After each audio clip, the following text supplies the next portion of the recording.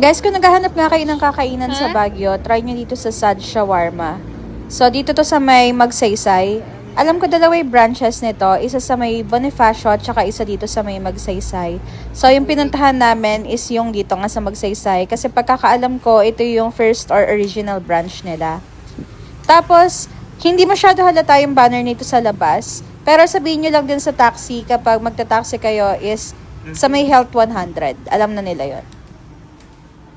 Then, ang in-order namin dito is cream and honey mutabak tsaka chicken biryani.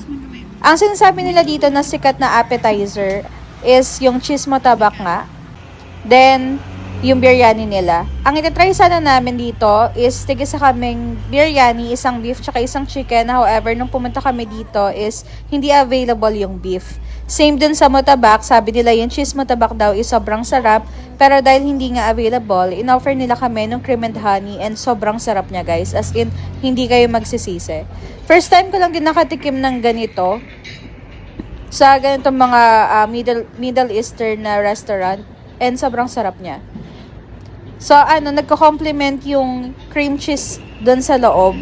Tapos, yung pinor nila na honey. Hindi ako masyadong mahilig sa mga matatamis or doon sa mga may honey. Pero sobrang sarap nito, guys. Yung cream naman pala, parang ano din? Cream. Yung combination kasi ng cream cheese tsaka ng honey, hindi siya nakakaumay as in. Tapos, nag-add din pala kami sa order namin ng ang talagang original din hinahanap namin is samosa. Pero, ang meron daw sila is fatire. So, na-curious ako anong difference yung dalawa. Ang difference pala nila is yung pastry na gamit.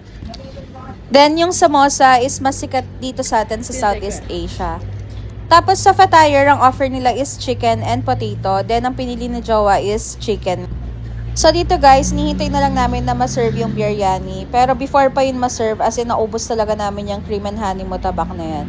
Sobrang sarap niya. Tapos, ito na nga yung biryani. Diba? Sa sa appearance pa lang niya guys, mukha na siya masarap. Hindi siya katulad ng iba na parang yung iba yellowish lang, kulay ng curry, ganon. Pero yung sa kanya maganda. Sa itsura pa lang niya, sa appearance pa lang niya, mukha na siyang masarap. And masarap naman siya talaga. So, ibibigay nila sa inyo dito, yogurt sauce at saka yung chili sauce nila. Tapos may kasama na rin yan na lemon and cucumber. So, sabi ni Jowa, since may kinakainan din kami ng biryani dito sa Pampanga, yung yogurt sauce daw is masarap dun sa kinakainan namin dito sa Pampanga. Pero para sa akin naman, okay din naman yung yogurt sauce dito. Okay siya.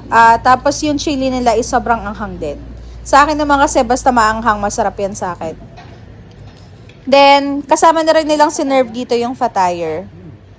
Yung biryani nila guys, hindi siya overpowering yung spices. I think medyo tinwik na siya dun sa Filipino taste. Kasi tayo namang mga Filipinos, hindi naman talaga tayo sanay dun sa mga masyadong malala yung pagkakalasa ng mga spices, diba? Tapos isa pa sa difference dun sa ibang nakakainan namin ng biryani na hindi dito sa Baguio. Dito kasi is sobrang laki ng serving nila. Sobrang affordable, tas sobrang laki ng serving nila. Try nyo na lang tingnan dun sa menu kanina. Pause nyo na lang yung video kasi binidyo ko naman yung menu kung magkano siya. Pero I think hindi man umabot ng 300 yung isang biryani nila.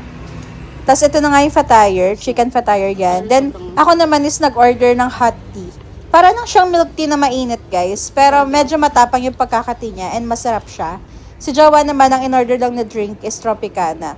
Nandito nga tinanong ko siya kung okay ba yung chicken fatire nila. Okay naman daw pero nothing special. Kumbaga guys, wala siyang wow factor unlike nung dalawang unang tinikman namin.